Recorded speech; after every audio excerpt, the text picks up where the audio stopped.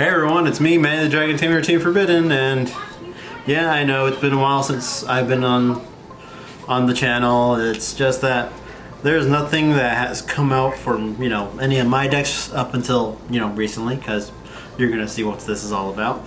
This recent set that came out, Burst of Destiny, totally didn't scream my name with a deck that I wanted to make on top of support for like 2 other decks that I have. Totally not my set. I totally didn't have any influence on Konami. I don't have an uncle that lives in Konami like all those in grade school who said they had an uncle in Nintendo.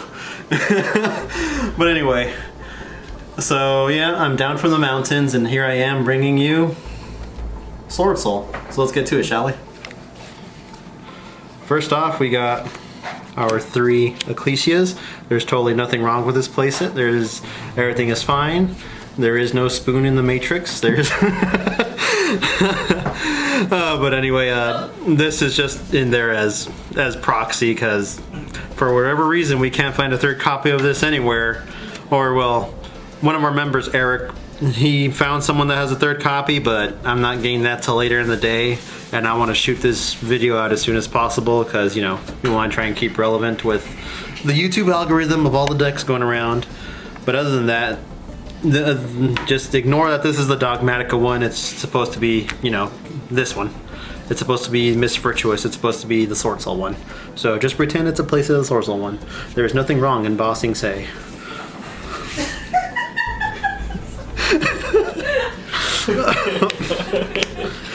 Next up, we got our 3 Moyes.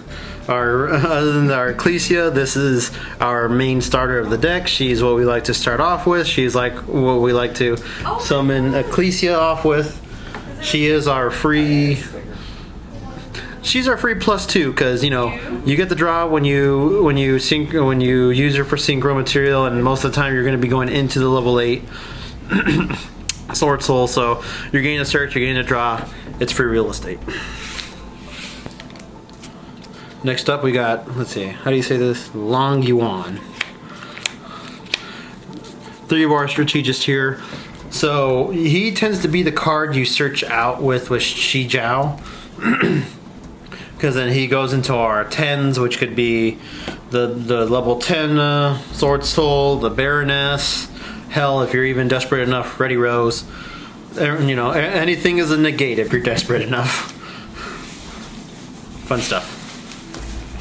Next up we got 2 Taya, because I tried running him at 3. He can be a bit cloggy, especially since you don't really want to see him turn 1, or you can see him turn 1 but you want to see him after you do your play since he banishes the Swordsoul from your grave to special on himself. So he is your free extension into making, here's Moye, go into an 8, at Long Yuan, go into a 10. Okay, now you got your whole graveyard filled with Swordsoul, summon him out, go into another 8. Just, build up your negates, build up your board, and see how it goes. 1 Auspicious, because he's not as versatile or as nice as the rest of the cards, but if you do have him in hand, he will help you avoid Veilers and Imperms turn 1. So yeah, you probably won't get the play you want, but you'll still be making a play regardless, because you gotta kind of avoid stuff like the Veiler and Imperm if you want to make your token and do your synchro summoning shenanigans. And on top of that, he non-targeting banishes if he uses a synchro material, so he can be out for Dragoon if you already made them waste the negate. Alright, we're going into another bit of a little other package here. So we got 2 Tenyi Spirit Adhara. It's a free summon if you don't have anything on field. It's a level 1 tuner, and on top of that, he works out with double Ashuna. Because a lot of the time, if you have Ashuna in hand with him, or in hand with Ashuda, you'll be going, oh hey, summon Ashuna, link him up for Monk. Oh now you control a non-effect monster, summon either Adhara or Vishuddha, banish him, summon the other from the deck, and then there you go. You got a free level 8 synchro without having to waste your normal summon. It's pretty good stuff. Then here we got our generic hand traps like double Ash Blossom, double Bell, hey, they're level 3 tuners, so you know, if you're sitting on one of the level 7s or anything like that, or even the 4s, because we do have Yazi, you can go into level 7 play with them, or go into a level 10 play with the level 7 monsters.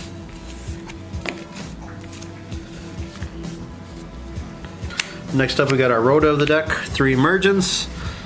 You can never say no to, let me just add my play starter from hand.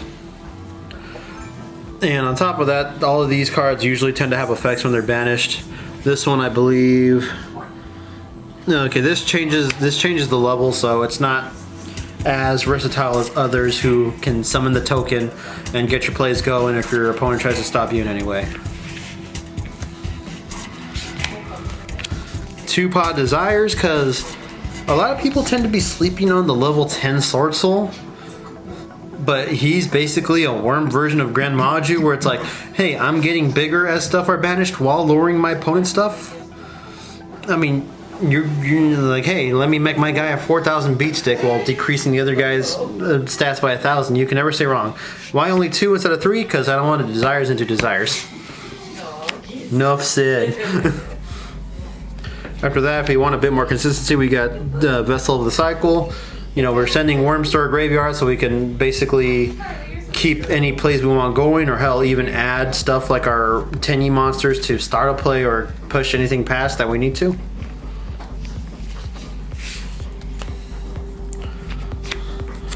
To Summit, because this is basically our World Legacy Guard Dragon of Worms. And if you ever have a synchro on the field, it just basically turns into a monster reborn, so you can't really go wrong with this. Just try and keep this at a low ratio so that way you're not seeing it too often or too early before it's really necessary. And speaking of Monster Reborn, here we got 1 Monster Reborn.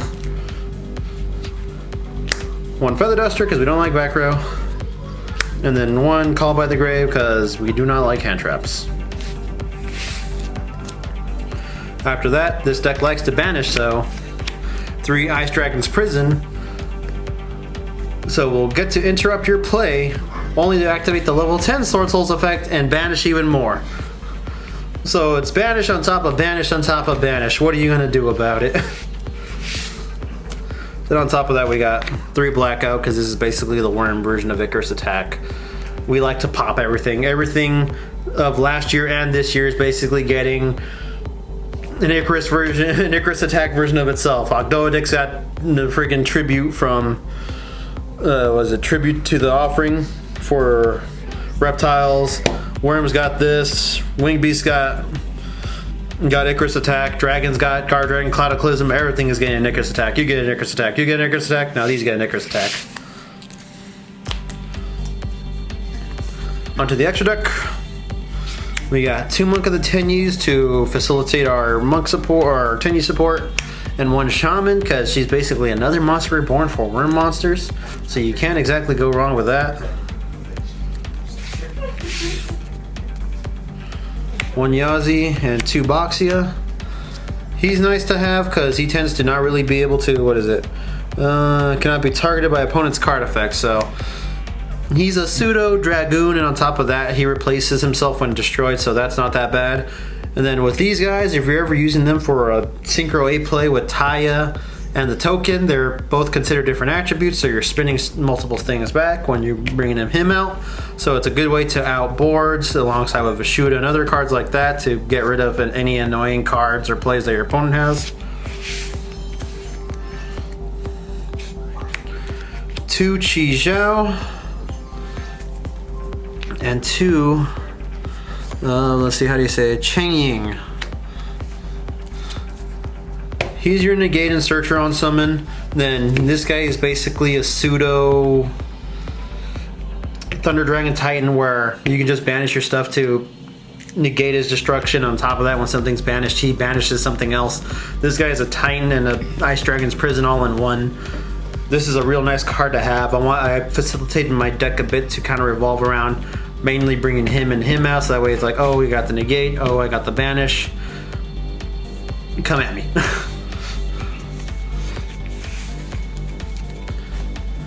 Next up, we got 1 Omega, because it's Omega. He'll also be proccing stuff that banishes, because hey, he's Omega. He's just annoying. He's just an annoying card to try and get rid of, on top of messing with your opponent's hand.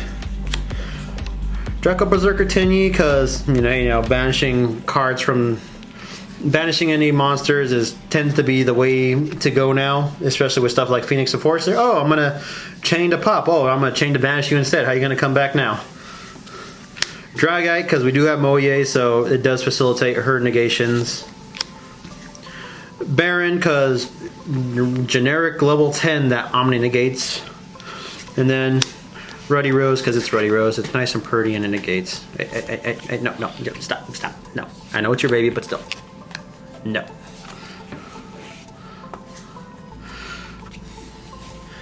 But hey, that's the deck. You guys will probably have comments for like, oh, where's Krasa? Oh, where's this? Oh, where's that? All that is too expensive for me. I just got lucky enough to be able to pull most of this from a case and have all this, you know, other stuff way in advance already. So if you're looking for a more competitive deck profile, then you can probably leave a comment and I'll see what I can do about it. But for now, that's my build. That's what I feel comfortable with. That's what I like. You'll probably get an update come Battle of Chaos, because we are getting a new Synchro monster in that set, which is pretty busted. So you'll probably see another profile of this comes, what does Battle of Chaos come? February? January? It'll come January, February, either of the two. That you'll probably see another deck profile then. But hey, that was Swordsoul with Swordsoul and Manny. So hope you guys like, comment, subscribe. Please hit that post notification bell so you can forget the next time we upload a stream, man. Take care, everyone.